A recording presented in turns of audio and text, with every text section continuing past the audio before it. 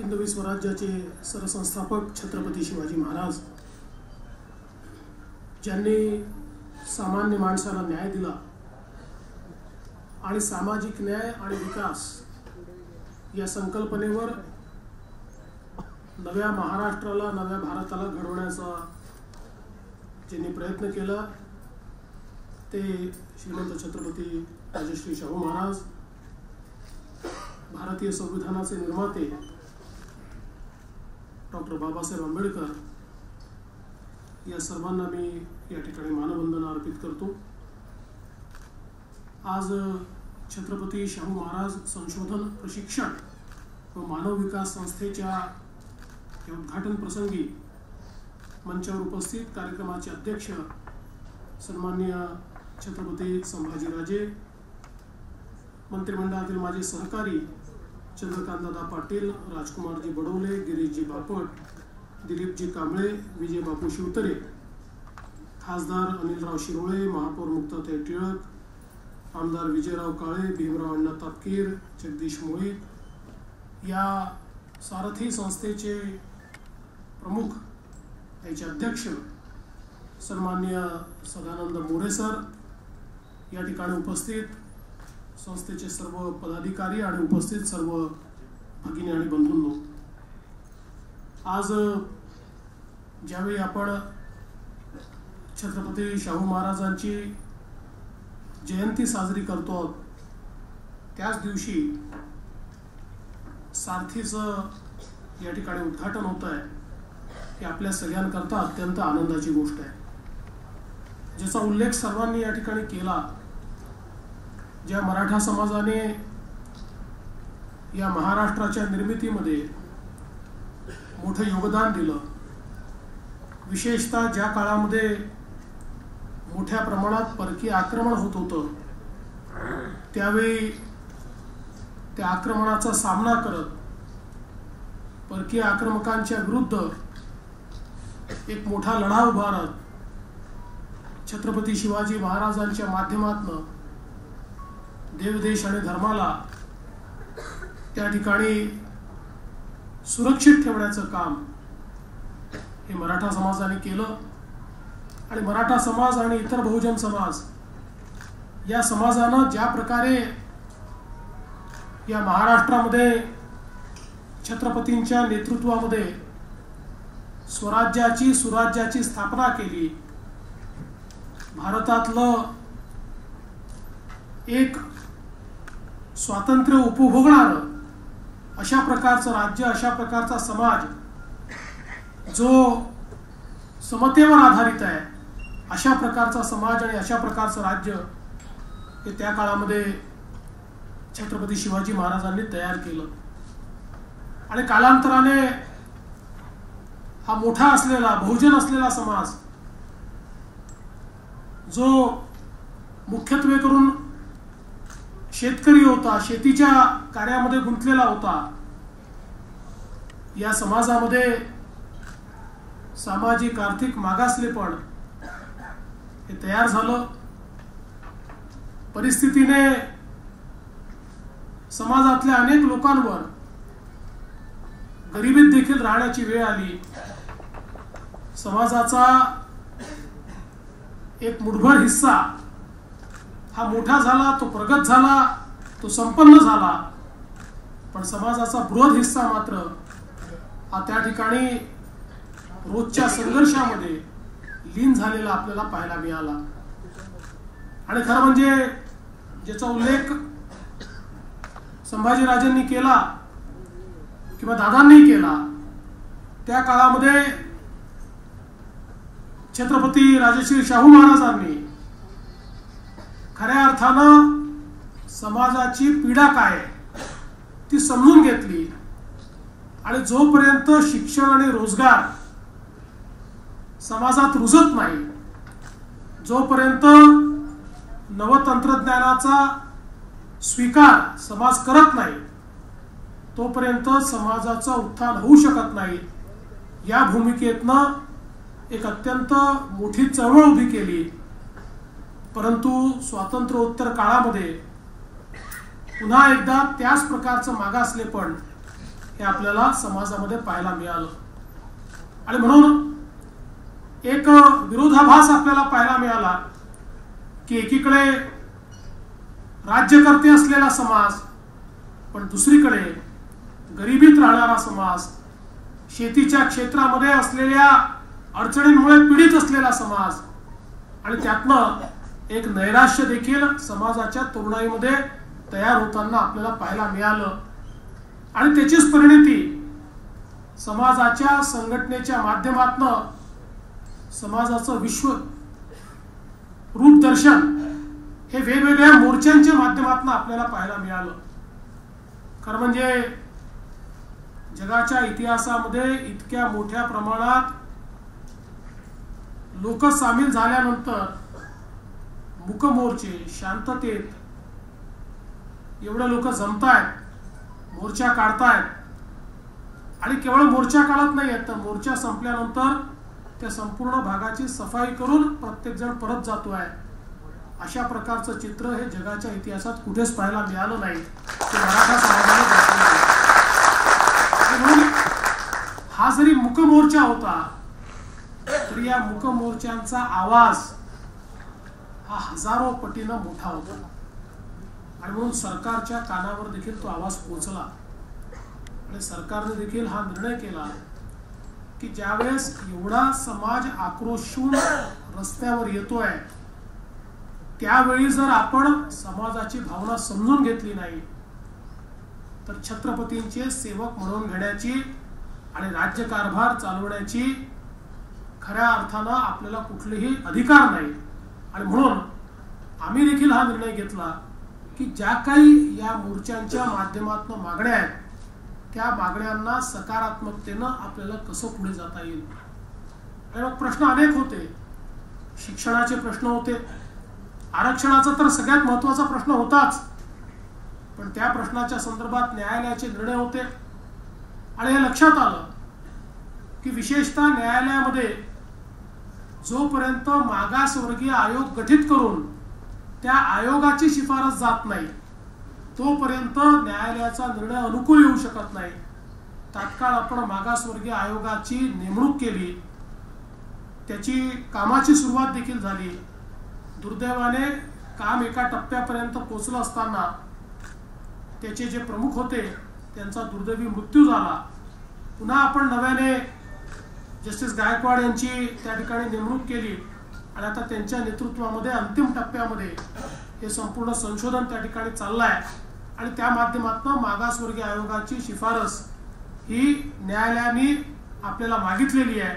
ती न्यायालयात गेल्यानंतर मला विश्वास आहे की निश्चितपणे उचित कारवाई त्याच्यात होईल आणि न्यायालयाच्या माध्यमातून हे आरक्षण देखील आपल्याला मिळेल. पण त्यासोबत आरक्षणाची वाट पाहत न थांबता आरक्षणाचे जे मुख्य उद्दिष्ट आहे शिक्षण आणि रोजगार या उद्दिष्टांची पूर्तता आपल्याला आरक्षणाशिवाय कशी करता येईल याचा विचार आम्ही केला.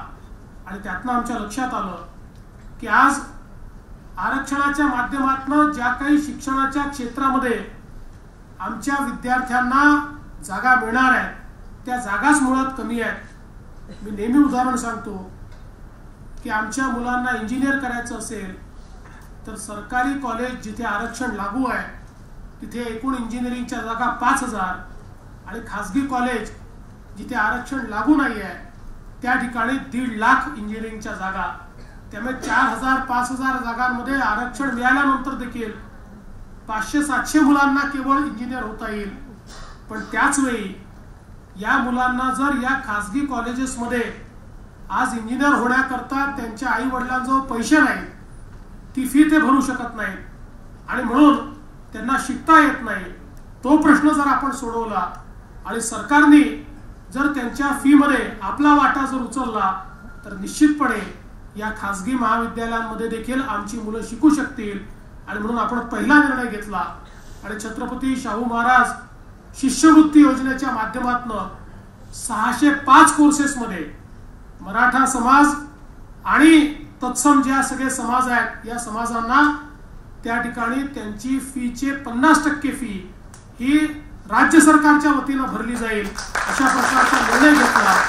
आणि आज लाखो विद्यार्थ्यांची फी हे आपण त्या ठिकाणी भरतो आहोत। आणि ज्या विद्यार्थ्यांना ज्यांचे आई वडील शेतकरी आहेत, ज्यांचे आई वडील गरीब आहेत, ज्यांनी कधी विचार केला नसता की चांगल्या कॉलेजमध्ये आपल्याला शिकता येईल, आज त्या मुलांना चांगल्या कॉलेजेसमध्ये त्या ठिकाणी शिकता येत आहे। आणि मला असं वाटतं की त्यातनं शिक्षणाच्या प्रश्नामध्ये एक चांगला बहुमोल अशा प्रकारचा वाटा या निर्णयाच्या माध्यमातून आपल्याला उचलता आला। रोजगाराच्या संदर्भात देखील आपण त्या ठिकाणी निर्णय केला की सरकारी नोकऱ्या या तर वर्षाला 25,000 निघतात, त्यात आरक्षणाचा विचार केला तर 2,500-4,000 नोकऱ्या केवळ मराठा समाजाला त्या ठिकाणी मिळू शकतात। त्याही इम्पॉर्टंट आहेतच, महत्त्वाच्या त्या मिळाल्याच पाहिजेत, पण त्यांनी समाजातली बेरोजगारी दूर होऊ शकत नाही। आणि म्हणून समाजामध्ये रोजगाराची निर्मिती करायची असेल तर स्वयंरोजगाराच्या माध्यमातून आम्ही समाजाचे उद्यमी कसे तयार करू शकू, आणि या दृष्टीनं त्या ठिकाणी अण्णासाहेब पाटील आर्थिक विकास महामंडळ जे पूर्णपणे डिफंक्ट पडलं होतं, ज्याला एक नवा पैसा देण्यात येत नव्हता, ज्याला अक्षरशः बंद करून ठेवण्यात आलं होतं, ते महामंडळ आपण पुनरुज्जीवित केलं आणि ते पुनरुज्जीवित करून त्याला मोठ्या प्रमाणात निधी दिला आणि त्याच्या माध्यमातून वेगवेगळ्या योजना तयार केल्या की ज्या योजनांमध्ये 10 लाखापर्यंतच्या कर्जावरचं संपूर्ण व्याज हे राज्य सरकारच्या वतीनं भरण्याचा निर्णय आपण केला। आणि त्यातनं मोठ्या प्रमाणात उद्योजक कसे तयार होतील, नोकऱ्या मागणाऱ्यांपेक्षा नोकऱ्या देणारे कसे तयार होतील, हा प्रयत्न त्या माध्यमातून आपण सुरू केला। शेतकरी गटांकरता 50 लाखापर्यंतची योजना आपण त्या माध्यमातून सुरू केली। आणि एवढंच नाही तर ॲग्री स्किलिंग मध्ये 3 लाख शेतकऱ्यांच्या मुलांना त्या ठिकाणी कौशल्य प्रशिक्षित करून रोजगारक्षम बनवण्याचा एक बृहद उपक्रम हा देखील आपण त्या ठिकाणी सुरू केला। आज शहरांमध्ये शिकण्याकरता ज्या अडचणी आमच्या मुलामुलींना सहन कराव्या लागतात त्यांच्याकरता हॉस्टेलची मागणी होती।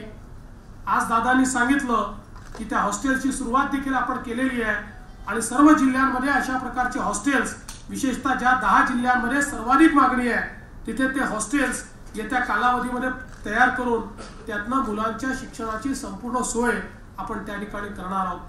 हे करत असताना मला एका गोष्टीचा आनंद आहे की आम्ही या संपूर्ण उपक्रम राबवण्याकरता चंद्रकांत दादा पाटलांच्या नेतृत्वाखाली मंत्रिमंडळाची उपसमिती तयार केली आणि या उपसमितीला मंत्रिमंडळाचे सगळे अधिकार प्रदान केले।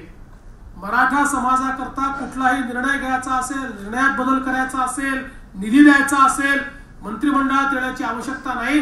या मंत्रिमंडळ उपसमितीला ते सगळे अधिकार मिळाले आणि या मंत्रिमंडळ उपसमितीने देखील जवळजवळ गेले 1.5 वर्ष दर आठवड्याला किमान 15 दिवसाला एक बैठक घेऊन हे सगळे निर्णय योग्य प्रकारे लागू होतील। निर्णय घेतल्यानंतर लगेच सगळे निर्णय योग्य ठरतात असं नाही, त्यात अनेक अडचणी येतात, त्या अडचणी कशा दूर होतील याचा देखील प्रयत्न हा त्या माध्यमातून केला आणि हे सगळे उपक्रम ज्या मागण्या होत्या त्या मागण्या या पुढे नेण्याचा प्रयत्न हा त्या माध्यमातून झाला। यातली एक सगळ्यात महत्त्वाची मागणी जर काही असेल तर ती सारथीची मागणी होती। छत्रपती शाहू महाराज संशोधन प्रशिक्षण व मानव विकास संस्था, कारण समाजातल्या विविध जे आमचे भाग आहेत त्यांना योग्य प्रकारे मानव संसाधनामध्ये परिवर्तित करणं। आज आपण 21व्या शतकामध्ये आहोत आणि 21व्या शतकातलं जे कॅपिटल आहे तो पैसा नाहीये। 20व्या शतकामध्ये पैसा हा आपण कॅपिटल मानायचो, 21व्या शतकामध्ये कॅपिटल आहे मानव संसाधन आणि ज्ञान, नॉलेज, ह्युमन रिसोर्स आणि नॉलेज हे 21व्या शतकाचं कॅपिटल आहे। आणि आज ज्या प्रकारे जग बदलत आहे या बदलणाऱ्या जगामध्ये जोपर्यंत आम्ही योग्य मानव संसाधन तयार करणार नाही, आपण कितीही विचार केला तरी बदलत्या जगासोबत बदलावं लागेल आणि बदलण्याची प्रक्रिया करण्याकरता जोपर्यंत आपण संस्था तयार करत नाही, इन्स्टिट्यूशन तयार करत नाही, तोपर्यंत आपण जगाच्या पाठीमागे राहतो आणि जगाच्या पाठीमागे राहणाऱ्यांचा कधीच विकास होऊ शकत नाही। आणि म्हणून या सगळ्या बाबींमध्ये सगळ्यात महत्त्वाचं काय होतं तर मराठा समाजाला मानव संसाधनामध्ये परिवर्तित करण्याकरता त्या ठिकाणी एक संस्था तयार करण्याची मागणी अतिशय योग्य अशा प्रकारची मागणी होती। आणि ज्यावेळी आम्ही विचार केला संस्था तर तयार करायची आहे, पण ही संस्था तयार करत असताना त्या संस्थेचं कार्य कसं असेल, नेमकं ती संस्था काय करेल हे कोण ठरवू शकतं. आणि एकमताने आमच्या समोर एकच नाव आलं, ते म्हणजे सदानंद मोरे सरांचं, की ज्यांना खऱ्या अर्थानं या संपूर्ण बाबीचा अभ्यास आहे, समाजाचा विचार आहे, एक मोठी रुंदावलेली अशी कक्षा आहे की ज्यातनं भविष्यातलं ते पाहू शकतात. आणि म्हणून त्यांना ही जबाबदारी दिली आणि परिहारांसारखे एक चांगले साथीदार आम्ही त्यांना दिले. आणि प्रचंड मेहनत ही मोरे सरांनी त्या ठिकाणी केली आणि त्या मेहनतीतून त्यांनी पहिल्यांदा सारथीचा अहवाल आम्हाला दाखल केला. आणि कशा प्रकारे संस्था तयार होईल, ती कशी चालेल, त्याचे ऑफिसेस कुठे असतील, त्यातनं मानव संसाधन कसं तयार होईल, त्यातनं रोजगार निर्मिती कशी होईल, त्यातनं 21व्या शतकाला आवश्यक अशा प्रकारचा मराठा समाजातला युवक हा मी कसा तयार करू, या संदर्भातला अतिशय उत्तम अशा प्रकारचा तो अहवाल हा त्यांनी सादर केला, जो सरकारनं स्वीकारला आणि त्यांनाच पुढची जबाबदारी दिली. आणि त्या जबाबदारीच्या माध्यमातून आज या ठिकाणी या संस्थेची सुरुवात आपण करतो. खरं म्हणजे मला भविष्य दिसत आहे की ज्यातनं या संस्थेच्या माध्यमातून प्रचंड मोठं कार्य या ठिकाणी उभं राहणार आहे आणि समाजाच्या विविध संशोधनात्मक कार्याच्या माध्यमातून एक अतिशय पुरोगामी अशा प्रकारचा, आधुनिक अशा प्रकारचा आमचा युवा हा या संस्थेच्या माध्यमातून तयार होताना आपल्याला दिसेल, ज्याचा उल्लेख मगाशी छत्रपती संभाजीराजांनी केला की ज्या प्रकारच्या समाजाची अपेक्षा छत्रपती राजश्री शाहू महाराजांनी केली होती, तो समाज तयार करण्याचं उपकरण जर काही असेल तर ही सारथी संस्था आहे. आणि म्हणून मला असं वाटतं की आज एक अत्यंत महत्त्वाचा दिवस आहे. खरं म्हणजे एकीकडे वचनपूर्तीचा आनंद आम्हाला आहे आणि दुसरीकडे ही संस्था केवळ मराठा समाजापुरतं नाही, तर मी तर असं म्हणतो की ही संस्था एक असं मॉडेल तयार करेल की ज्या मॉडेलला वेगवेगळ्या राज्यांमध्ये, वेगवेगळ्या देशांमध्ये त्या ठिकाणी कुठेही मानव संसाधन तयार करण्याकरता कशा प्रकारचं मॉडेल असलं पाहिजे, तर ते सारथीसारखं मॉडेल असलं पाहिजे. अशा प्रकारचं मॉडेल हे सारथीच्या माध्यमातून या ठिकाणी तयार होत आहे. या निमित्ताने छत्रपती संभाजीराजांचे देखील आभार मानतो की या संपूर्ण आंदोलनाच्या काळामध्ये समाजाशी संवाद करण्याचं काम त्यांनी केलं. आणि अनेक वेळा या अशा सगळ्या परिस्थितीमध्ये, संक्रमणाच्या अवस्थेमध्ये सरकार आणि समाज याच्यामध्ये एक दुवा लागतो. तो दुवा म्हणून देखील त्यांनी उत्तम काम केलं आणि त्यांनी समाजाची भावना काय आहे ती भावना आमच्यापर्यंत पोहोचवण्याचं काम हे निश्चितपणे केलं. आज खरं तर आपण बघितलं तर ज्या प्रकारे आपले दैवत असलेले छत्रपती शिवाजी महाराज यांच्या संदर्भात जी आपण अनेक वर्ष स्वप्न पाहत होतो, त्या स्वप्नांची पूर्तता करण्याचा प्रयत्न आपल्या सरकारच्या माध्यमातून चाललाय. आज रायगड प्राधिकरणाच्या माध्यमातून जी स्वराज्याची राजधानी आहे, पण जिथे गेल्यानंतर केवळ अवशेष पाहायला मिळतात आणि मनाला क्लेश होतो, ती राजधानी राजधानीच्याच रूपामध्ये पुन्हा प्रस्थापित झाली पाहिजे. हे कार्य आज रायगड प्राधिकरणाच्या माध्यमातून छत्रपती संभाजीराजे करतायत आणि मला विश्वास आहे ज्या प्रकारे आता हे कार्य पुढे चाललंय, सरकारने देखील याच्या पाठीशी उभं राहून त्याला आवश्यक तेवढा सगळा निधी आम्ही उपलब्ध करून देऊ सांगितलं, तो उपलब्ध देखील करून दिला. आणि अतिशय जिकरीचं अशा प्रकारचं एक काम आहे. खरं म्हणजे ज्याला आपण असं म्हणू शकतो की याच्यामध्ये, कारण शेवटी हे हेरिटेज स्ट्रक्चर आहे आणि त्याच्यामुळे आर्किओलॉजिकल सर्वे ऑफ इंडिया यांच्या संपूर्ण नियमाचं पालन करून स्वराज्याची राजधानी पुन्हा एकदा उभी राहते. आणि मला विश्वास आहे की तो दिवस दूर नाही की ज्यावेळी स्वराज्याच्या राजधानीत गेल्यानंतर आम्हाला अवशेष पाहावे लागणार नाही, तर महाराजांनी ज्या प्रकारे ही राजधानी उभी केली होती त्याच स्वरूपात ती राजधानी आम्हाला पुन्हा पाहायला मिळेल. आणि ते देखील कार्य आता या ठिकाणी सुरू झालेलं आहे. आनंद वाटतो. आमचे राजे इतके मोठे होते की जगाच्या पाठीवर मला असं वाटतं की अशा प्रकारचे राजे झालेच नाहीत. ज्या प्रकारे रयतेची काळजी त्यांनी घेतली, ज्या प्रकारे त्यांनी राज्यकारभाराचं नियोजन केलं, ज्या प्रकारे त्यांनी खजिन्याचं नियोजन केलं, ज्या प्रकारे त्यांनी संसाधनांचं नियोजन केलं, ज्या प्रकारे त्यांनी जलसंसाधनांचं नियोजन केलं, खरं म्हणजे त्यांच्या या सगळ्या नियोजनातनं ज्या प्रकारे राज्यकारभार उभा राहिला त्याचा 1% देखील आम्ही घेऊ शकलो तर मला असं वाटतं की महाराष्ट्राला सुजलाम सुफलाम आम्ही करू शकू. आणि म्हणून अशा जगातल्या या अतिशय उंच अशा आमच्या राजाची सगळ्यात मोठी सगळ्यात उंच प्रतिमा, जगातलं सगळ्यात उंच स्मारक हे आता आम्ही अरबी समुद्रात बनवण्याचं काम सुरू केलं आहे. आणि मला विश्वास आहे की ज्या प्रकारे अमेरिकेला स्टॅच्यू ऑफ लिबर्टीच्या माध्यमातून ओळखलं जातं, भारताला छत्रपती शिवाजी महाराजांच्या प्रतिमेच्या रूपाने त्याची सुरुवात देखील केली आहे. खरं म्हणजे मी आज असं म्हणेन की आज एक नवीन सुरुवात होतीये. समाजाला दिशा देण्याकरता, समाजाला विकासाकडे नेण्याकरता एक सुरुवात होते आहे. खूप मोठा रस्ता आपल्याला पार पाडायचा आहे.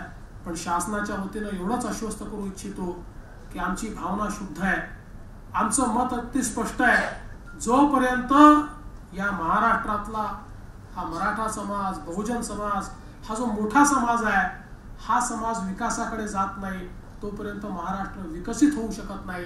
आणि म्हणून आज महाराष्ट्रातल्या सगळ्या समाजांना, तो मराठा समाज असो, ओबीसी समाज असो, अनुसूचित जाती असो, अनुसूचित जमाती असो, या सगळ्या समाजांना एकत्रित घेऊन प्रत्येक समाजाच्या विकासाच्या योजना तयार करून आपण महाराष्ट्राला पुढे नेण्याचा प्रयत्न करू. आणि मला असं वाटतं की ज्या महाराष्ट्राचं स्वप्न छत्रपती शिवाजी महाराजांनी बघितलं, ज्या महाराष्ट्राचं स्वप्न राजश्री शाहू महाराजांनी बघितलं, तोच महाराष्ट्र तयार करण्याकरता डॉक्टर बाबासाहेब आंबेडकरांच्या संविधानाच्या माध्यमातून निश्चितपणे आपण उत्तम कार्य करू हा विश्वास या निमित्ताने मी व्यक्त करतो. पुन्हा एकदा मोरे सरांना मनपूर्वक या ठिकाणी शुभेच्छा देतो आणि आजच्या या दिनाच्या निमित्ताने आपल्या सर्व लोकांना शुभेच्छा देऊन मी माझं बोलणं संपवतो. धन्यवाद. जय हिंद, जय महाराष्ट्र.